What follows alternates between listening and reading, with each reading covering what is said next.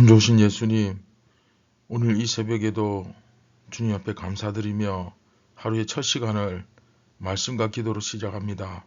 주님께서 저희들을 깨닫게 하여 주시고 또 우리의 강팍하고 이 고집스러운 마음을 내려놓게 하여 주시옵소서. 예수님이 내 삶의 진정한 주인이심을 이 아침에 고백합니다. 주님 말씀 뜻에 따라 오늘도 순종하며 살아가기를 원합니다. 성령님, 더욱 잘 깨달아 순종하며 살아갈 수 있도록 용기와 힘을 주시고 오늘도 시험에 들지 않도록 저희들을 지켜 주시옵소서. 예수님의 이름으로 기도드립니다. 아멘. 안녕하십니까. 2024년 5월 7일 화요일 아침이 밝아오고 있습니다. 자, 미가서 두 번째 이야기, 하나씩 무너져가는 현실 앞에서 오늘 두 번째 시간이죠. 하나씩 모욕을 당하며 무너져가는 성읍들, 하나씩 모욕을 당하며 무너져가는 성읍들이라는 제목으로 1장 10절부터 12절 말씀을 읽고 우리 함께 말씀을 보도록 하겠습니다. 가드에 알리지 말며 도무지 울지 말지어다. 내가 베들레아브라에서 티끌에 굴렀도다. 사빌 주민아, 너는 벗은 몸에 수치를 무릅쓰고 나갈지어다. 사안한 주민은 나오지 못하고 벳에셀이 애곡하여 너희에게 의지할 곳이 없게 하리라. 마롯 주민이 근심 중에 복을 바라니 이는 재앙이 여호와께로 말미암아 예루살렘 성문에 임함이니라.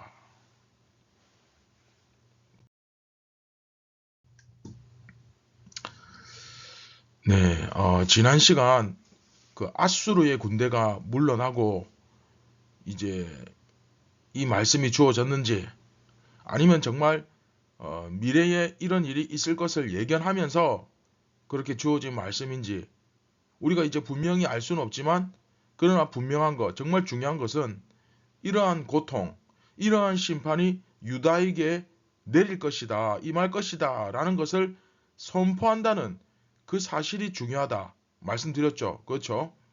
그러면서 미가가 너무나도 아픈 마음을 숨기지 않고 이렇게 토로하는데, 그런데 여기서 중요한 것이 그 성읍들이죠. 유다에 있는 여러 성읍들을 이야기를 하는데 어떤 성읍들은 그 성읍이 지금도 어디에 있는지 잘 알려진 것도 있고 또 어떤 성읍은 도대체 어디에 있었는지 이제 잘 알 수 없는 그런 성읍들도 있는데, 자 10절부터 한번 보겠습니다. 가드에 알리지 말며 도무지 울지 말지어다 라는 말로 시작합니다. 자, 가드는 원래 블레셋 사람들의 도시죠. 이게 이제 사무엘하 1장 20절에 이런 비슷한 말이 있습니다. 이 일을 가드에도 알리지 말며 이런 비슷한 말이 나옵니다.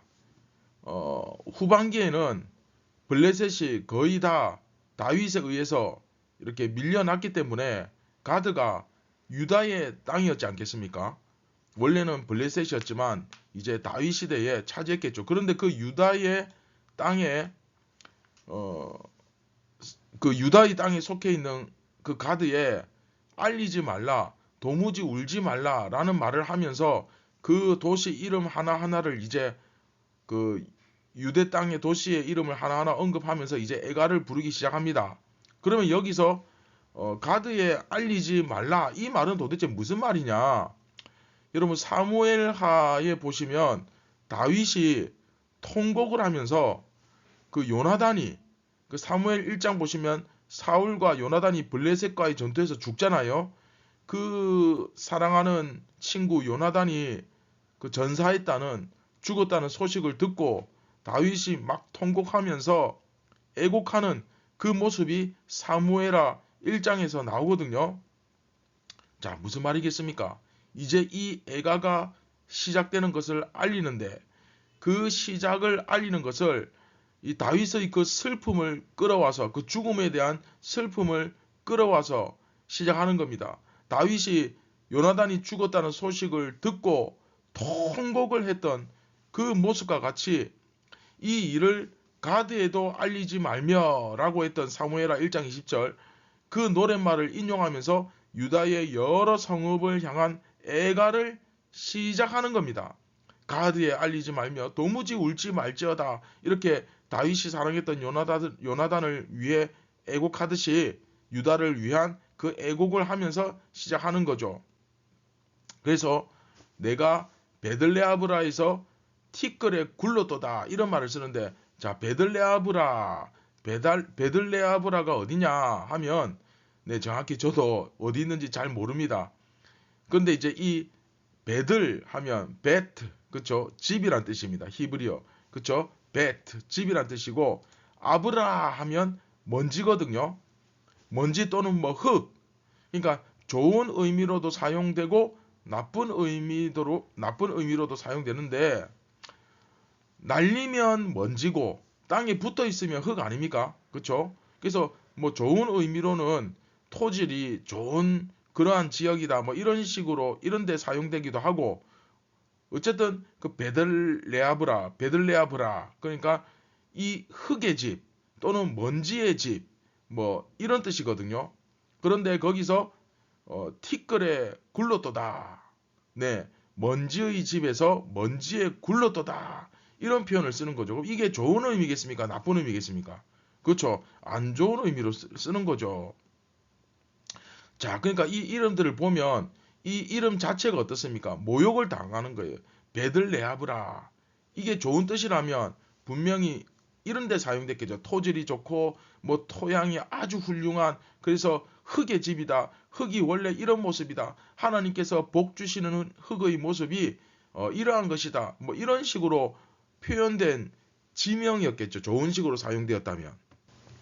그런데 여기서 티끌에 굴렀도다, 뭐 티끌에 날렸도다 이런 표현으로 사용된다는 것은 이건 이제 모욕하는 거죠. 그렇죠? 그런 모습이 보입니다. 계속해서 11절 보시면 사빌 주민아 너는 벗은 몸에 수치를 무릅쓰고 나갈지어다 이렇게 말하는데, 자, 여기 사빌, 이 사빌이라는 말은 아름답다라는 뜻이거든요. 그 지명 자체가 그 사빌, 아름답다. 그런데 아름답다라는 이름을 가진 도시의 주민아, 벗은 몸에 수치를 무릅쓰고. 자, 벗은 몸 기억나시죠? 노예나 종들. 네, 이 무슨 뜻입니까? 아름다움이 사라졌다는 말이죠. 사비라, 너의 아름다움이 사라졌다. 너희는 벗은 몸에 수치를 무릅쓰고 나가게 되겠구나. 즉, 이 무슨 뜻입니까? 네, 노예 상태가 되어서 끌려 나가게 되겠구나. 그런 말이죠. 그리고 사한안, 이 사한안이라는 말은 나간다 이런 뜻인데, 사한안 주민은 못 나간다, 못 나온다, 나오지 못한다. 네, 이것도 반대로, 그렇죠? 나가는 자라는 뜻을 가지고 있는 지명의 사람들이 나오지 못하게 될 것이다. 여기서 벳에셀 하면 또 이제 그 벳하면 베트하면 집이란 뜻이고, 에셀은 도움, 의지할 것 이런 뜻이거든요. 그러니까 앞에 사한안 주민이 나간다는 뜻인데, 나가는 자라는 뜻을 가지고 있는 지명의 사람들은 나가지 못하게 되고, 또 여기 벳에셀이라는 지명을 가진 그 도움의 집, 그렇죠? 도움의 집이라는 뜻을 가졌는데, 벳에셀이 오히려 도움을 주지는 못할 망정 애곡하면서 너희에게 의지할 곳이 없게 하리라. 네, 도움의 집 사람들이 통곡을 하게 되니까 이제 너희들은 더 이상 의지할 곳, 너희들을 도와줄 곳이 없게 되는 일이, 그런 일이 벌어진다라는 겁니다. 그러면서 또 그 마지막 보시면 마롯 주민이 근신 중에 복을 바라니. 자, 여기서 마롯은 뭐 가혹하다 그런 뜻입니다. 마롯이라는 지역이 원래 이제 그 마롯이 가혹하다는 나쁜 의미의 지명을 갖고 있었던 것인지, 그 지역이, 아니면 가혹함이라는 것이 정말 아주 강력하다, 무시무시하다 이런 의미로 사용된 것인지는 불분명한데, 여하튼 이 마롯이라는 지역 자체가 좀 어쨌든 가혹하다 뭐 그런 뜻인데, 이들이 근심 중에 복을 바라니 무슨 뜻입니까? 너무 힘들어서, 너무 고통스러워서 조금이라도 좀 이렇게 하나님께서 복을 주실 수 없을까, 좀 긍휼을 베풀어 주실 수 없을까 싶은데, 그런데 그 재앙이 너무나도 가혹해서 그 고통이 조금 누그러지기는커녕 예루살렘 그 바로 성문 앞에까지 그 고통이 임할 정도로 전부 다 다 확 그냥 다 싹 쓸어버리고 모두 다 휩쓸리고 하나밖에 그 예루살렘 하나밖에 안 남을 정도의 극심한 심판이 임했다라는 거죠. 그러니까 여기서 마롯은 정말 가혹하다, 나쁜 의미겠죠. 즉 그 땅 도시들의 이름 하나하나가 전부 다 뭐랄까 그 모욕을 당하고 있는 거예요.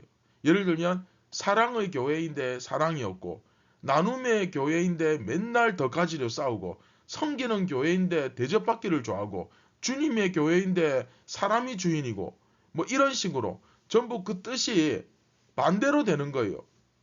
네, 한마디로 모욕을 당하는 거죠. 처음 시작할 때 가드도 마찬가지입니다. 다윗의 슬픔을 끌어오면서 이제 애가를 시작했다고 했는데 이 가드도 마찬가지입니다. 이 가드도 모욕을 당하죠. 가드가 지금은 블레셋이 아니라 유다의 땅이 되어 있을 텐데 가드에 알리지 말며 도무지 울지 말지어다. 이렇게 이제 이게 사무엘 하에 나와 있는 표현이잖아요. 그러니까 블레셋 땅이었다는 그런 식으로 표현을 지금 쓰고 있는 건데 블레셋 지명 이름을 써가지고 그러니까 블레셋의 이름을 쓰면서 그 이름 자체가 모욕을 당하고 있는 거죠. 이처럼 자 정리해보면 가드, 베들레아브라, 사빌, 사아난, 벳에셀, 또 마롯 전부 다 이름 자체가 조롱하듯이 그쵸? 모욕당하는 모습을 볼 수 있습니다. 이게 이제 계속 이어집니다. 13절에도 보면 라기스가 나오죠. 라기스. 자 여기서부터는 다음 이 시간에 하도록 하겠습니다.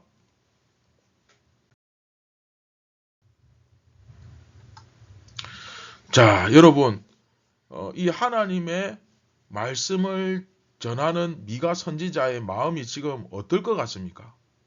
여러분 한번 상상해 볼 수 있겠습니까? 여러분의 지금 교회에 막 그냥 기둥뿌리가 하나씩 막 확확 뽑힌다고 한번 생각해 보세요.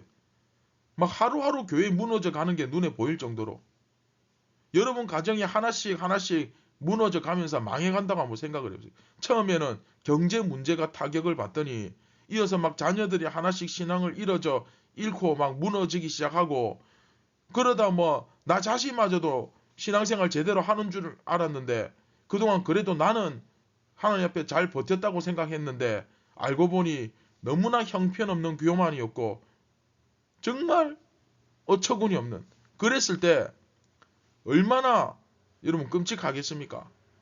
그런데 우리가 이걸 분명히 여러분 바로 알아야 합니다. 정말 무서운 것은 하나님의 심판이 아니라 하나님의 심판 무섭죠. 무서운데 그럼에도 불구하고 회개하고 돌이킬 줄 모르는 나 자신이 훨씬 더 무서운 거예요. 나 자신의 이 고집이 얼마나 센지 철사줄보다도 질기고 강철보다도 단단합니다. 그러니까 여러분 철사줄보다 질기고 강철같이 단단하고 강팍한 내 마음을 녹이려면 결국 어떻게 해야 되겠습니까? 용광로에 쏟아붓는 거예요. 여러분 포항제철 같은 데 보면 왜 그 쇠를 녹일 때 뜨거운 용광로에다 막 이렇게 부어가지고 녹이잖아요. 마치 그런 것처럼 수백 번 하나님께서 메시지를 주시고 또 경고하시고 말씀도 하시는데 이 돌이킬 줄 모르는 나의 이 고집스럽고 강팍한 마음이 하나님의 심판보다 몇 배는 더 심각한 거죠. 과연 자 나에게는 말씀에 순종할 줄 모르고 내 마음대로 결국 내가 주인이 되어 살고자 하는 그런 교만과 고집스러움은 없는지 한번 돌아볼 수 있었으면 좋겠습니다. 여러분 북이스라엘이 뭐 갑자기 이렇게 망했겠습니까? 대략 뭐 기원전 931년부터 722년 약 한 그 정도에 뭐 멸망했으니까 북이스라엘 통치 기간이 대략 한 210년 정도 되잖아요. 근데 북이스라엘의 선한 왕이 어디 있습니까? 이스라엘이 둘로 갈라질 때부터 욕을 먹었겠죠. 못해도 200년 이상은 계속해서 말씀하셨을 겁니다. 하루에 한 번씩만 말씀하셔도 수천 번은 더 했겠죠. 그러면 나는 과연 어떻습니까? 여러분은 어떻습니까? 우리의 마음과 길은 과연 주님께 열려 있습니까? 온전히 활짝 열려 있습니까? 우리 자신을 돌아보면서 오늘 하루 주님의 말씀에 여러분의 눈과 마음이 온전히 확 열리기를 주님의 이름으로 축원드립니다.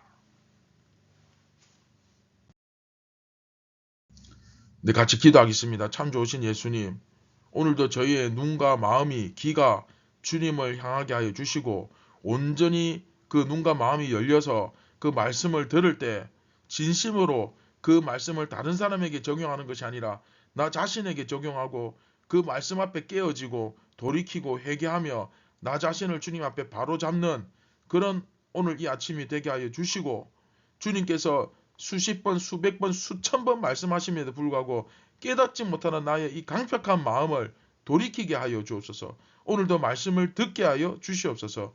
우리를 구원하신 예수님의 이름으로 기도드립니다. 아멘. 오늘도 여러분들의 마음을 주님 앞에 다잡고 하나님의 나라와 영광을 위해서 어떻게 하면 내가 귀하게 쓰임 받을 수 있을까? 내가 어떻게 하면 주님의 나라에 조금이라도 좀 일조를 할 수 있을까? 그런 좀 고민을 해가면서 오늘 하루 또 열심히 또 살아가시기를 바랍니다. 감사합니다.